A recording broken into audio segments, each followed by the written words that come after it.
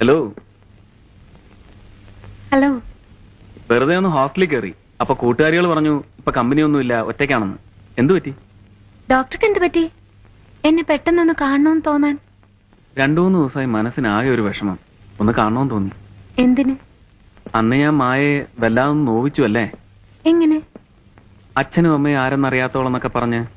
ഓ, അതിലെന്താ? കുഞ്ഞുനാൾ മുതൽ അതെനിക്ക് അറിയാവുന്ന കാര്യമല്ലേ. മുതിർന്നപ്പോ അതൊക്കെ മറക്കാൻ വേണ്ടിയല്ലേ ഞാനൊരു ബഹളക്കാരിയായത്. ഡോക്ടറുടെ ഭാഷയിൽ പറഞ്ഞ ഗാങ് ലീഡർ, നൊട്ടോറിയസ്. എനിക്ക് മാപ്പ് തന്നൂടെ? എന്തിന്?